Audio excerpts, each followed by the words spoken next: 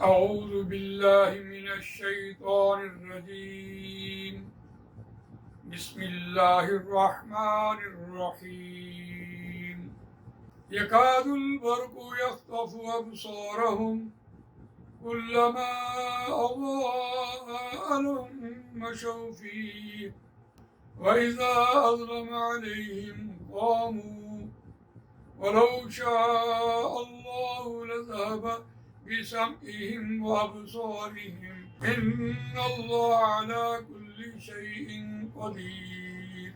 وقال الله تعالى في القرآن المجيد قال إنه يقول إنها بقرة لا ذلول تثير الأرض ولا تسقي الحرث مسلمة لا شية فيها قالوا الآن جئت بالحق فذبحوها وما كادوا يفعلون. وقال الله تعالى في القرآن المجيد فما لهؤلاء القوم لا يكادون يفقهون حديثا. آمنت بالله صدق الله العظيم رب اشرح لي صدري ويسر لي امري واحلل عقدة من لساني يفقهوا قولي. اللهم ارنا الحق حقا وارزقنا اتباعه وارنا الباطل باطلا وارزقنا اجتنابه آمین یا رب العالمین. دوستو بزرگوں، قرآن مجید کے 3 مقامات آپ کے سامنے تلاوت کی ہے. آج ان میں ایک بات مشترک ہے اور وہ ہے کاوادہ سے کادا یکاد. کاف یا دال سے ہو تو اس کے معنی قیدن کے ہوتے ہیں، اس کا مطلب ہوتا ہے چال. اور یہ اجوف واوی سے کاوادہ جو لفظ بنا اس کے معنی ہے کہ جو کام نہ کرنا ہو اس کے قریب بھی نہ پھٹکنا، اس کے قریب بھی نہ جانا. تو قرآن مجید نے اس بات کو 3 مقامات پر پیش کیا اور خالصتاً انسان کی نیت، انسان کا ارادہ، اس کو مد نظر رکھ کر قرآن نے یہ باتیں کی ہیں. پہلا مقام آپ نے دیکھا منافقین کا ذکر ہے اور وہاں یکاد البرق یخطف ابصارهم کلما اضاء لهم مشوا فیہ.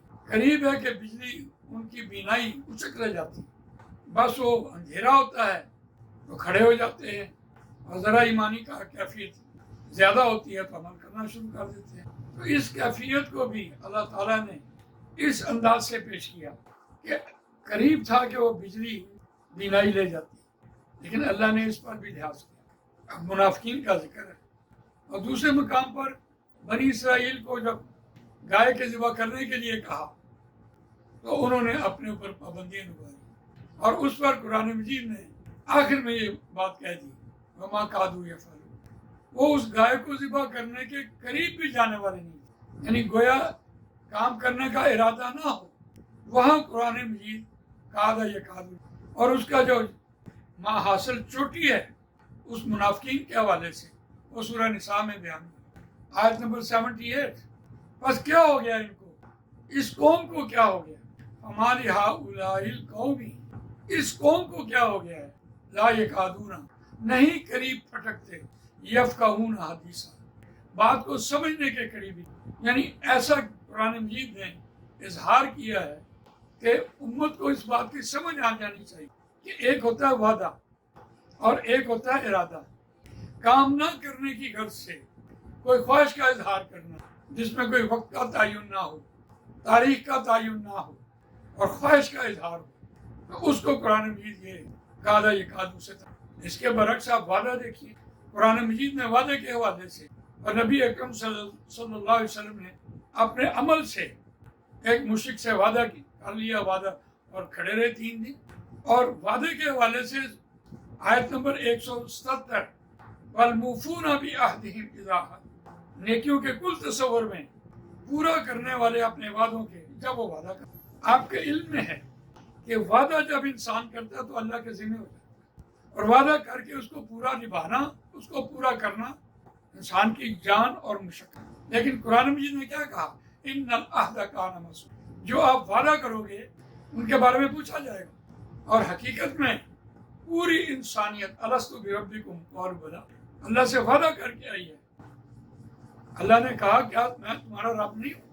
ساری انسانیت نے کہا ہاں تو ہمارا رب ہے. آج ایک شخص صرف نکاح اس میں ہاں کہتا ہے کیونکہ ساری زندگی اپنی اولاد کی پرورش نہیں کرتا، اپنی بیوی کی دیکھ بھال نہیں کرتا. ایک وعدہ تو ہے. نبی اکرم صلی اللہ علیہ وسلم نے کوئی خطبہ ایسا ارشاد نہیں فرمایا اس میں یہ حدیث بیان نہ ہو لا دین لمن لا عہد لہ لا ایمان لمن لا امان. اس شخص کا کوئی دین نہیں ہے جس کا وعدہ نہیں، جس میں وعدے کی پاسداری، اس کا کوئی ایمان نہیں ہے جو خیانت کرنے والا ہے. تو اس اعتبار سے ہم دیکھتے ہیں کہ آج کی دنیا میں پوری ہماری ایک ٹریڈ کہیں، وعدہ نہیں کرنا، ارادہ کر لو. آپ دیکھیں خاص طور پر مساجد میں ایک جماعت کے لوگ کھڑے ہو جاتے ہیں اور کہتے ہیں بھائی اپنے ارادے لکھو. ارادہ ایسے نہیں ہے اور ارادے کو انہوں نے وعدے کے مطابق کہا. یہ بالکل غلط.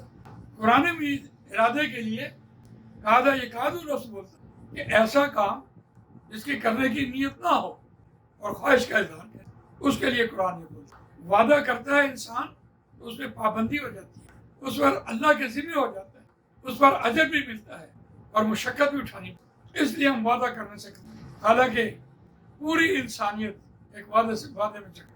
اللہ تعالیٰ سے یہ دعا ہے کہ اللہ تعالیٰ ہمیں قرآن مجید پڑھنے، سمجھنے، اس پر عمل کرنے، اس کو دوسروں تک پہنچانے کی توفیق عطا فرمائے. سبحانک اللہم و بحمدک نشہد ان لا الہ الا انت نستغفرک و نتوب الیک.